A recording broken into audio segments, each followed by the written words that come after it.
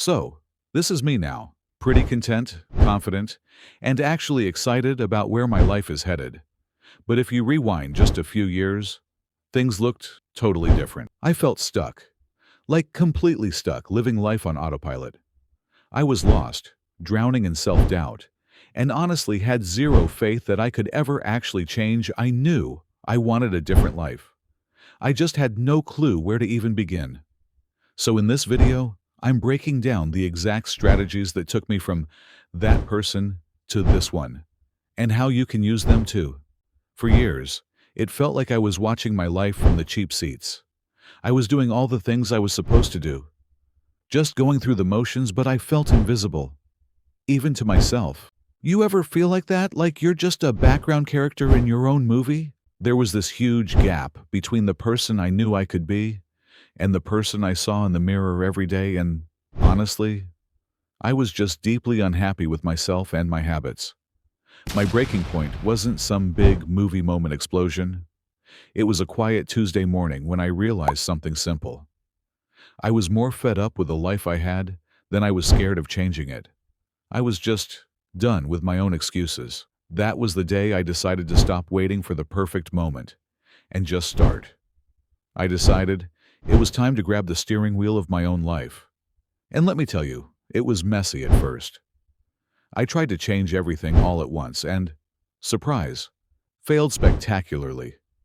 But in that mess, I stumbled upon a few simple, powerful ideas that actually worked.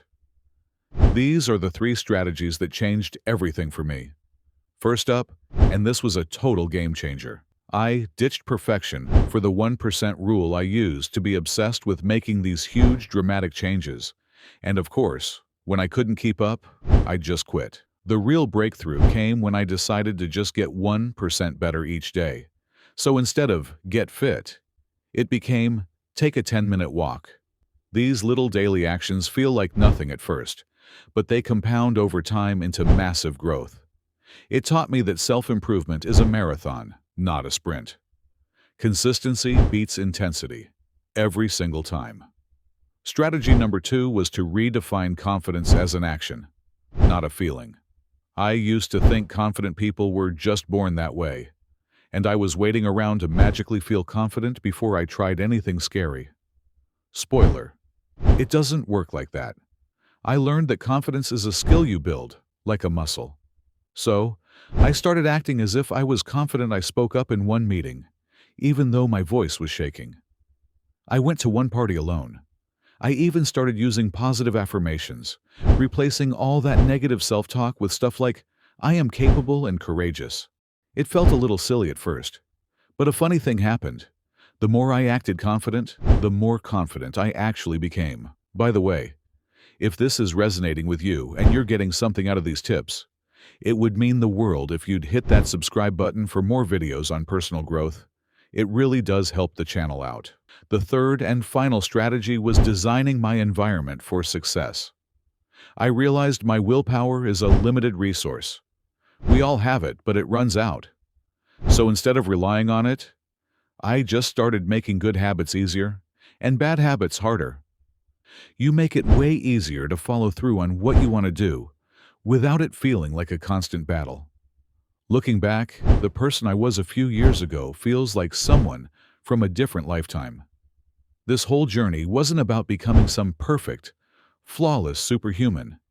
It was just about accepting who I was, and then taking small, kind steps to become the next best version of myself. The truth is, this whole self-improvement thing is a lifelong process. It's about learning to challenge those negative thoughts, building habits that actually serve you, and, most importantly, being kind to yourself through it all. You don't need some grand 5-year plan to get started. Just focus on that next 1% improvement. Take that one tiny action. You have everything you need to begin right now. So I'm curious, what's one small step you're thinking about for your own journey? Drop it in the comments below.